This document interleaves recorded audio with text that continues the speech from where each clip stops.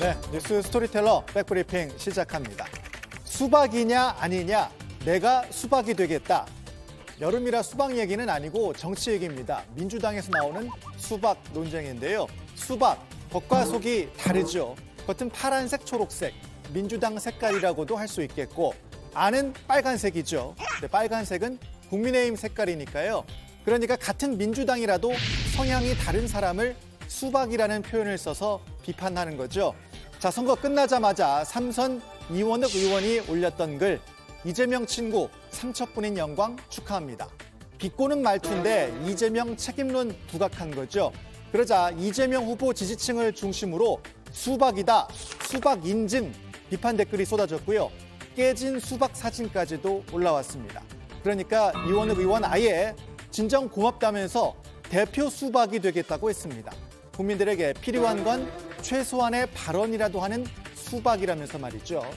그러니까 지금 수박 논쟁은 이재명 책임론을 두고 민주당에서 벌어지는 싸움, 경론을 그대로 보여주는 거죠.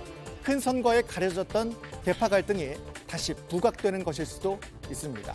그런데 수박 논쟁 이번이 처음 아닙니다. 작년 9월 기억나시나요? 민주당 대선 경선에서 이른바 명락대전 벌어질 때 이재명 후보가 수박 기득권자란 표현을 썼습니다. 그러자 이낙연 후보 쪽에선 호남 비하 표현이라면서 세게 붙었었죠. 아니 빨갛잖아요. 수박이 겉이 파래요. 기본적으로 안에 사상은 빨개다, 빨갛다, 빨갱이다. 이 빨갱이를 지칭하는 게 수박입니다. 전형적인 색깔론의 용어예요, 이거는. 개혁 세력이라고 하면서 사실은 이거 민영 개발하라고 압력 넣은 사람들이 있었단 말입니다. 그 사람들 얘기한 거예요. 그게 무슨 호남하고 관계가 있습니까? 네, 이렇게 수박 논쟁으로 대표되는 계파 갈등, 노선 갈등, 민주당이 처해 있는 험난한 상황을 보여줍니다.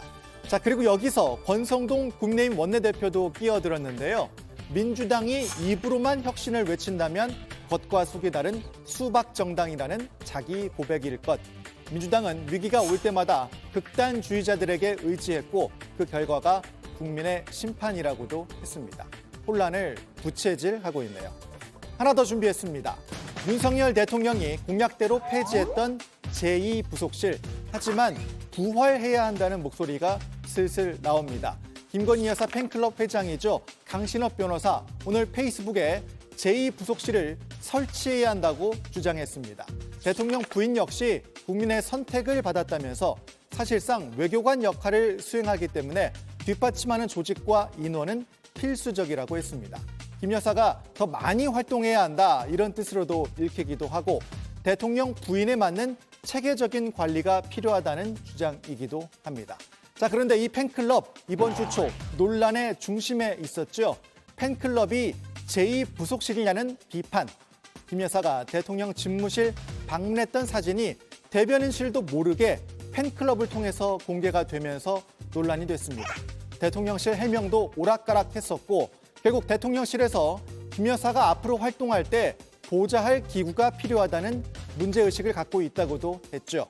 야권에선 박지원 전 국정원장이 제2부속실 만들라는 주장을 내놓기도 했습니다. 하지만 공약 파기 논란이 나올 수 있고요. 김건희 여사가 허위 경영 논란 등 사과하면서 아내의 역할에만 충실하겠다 직접 말했기 때문에 이것도 부담이 될 수 있겠죠.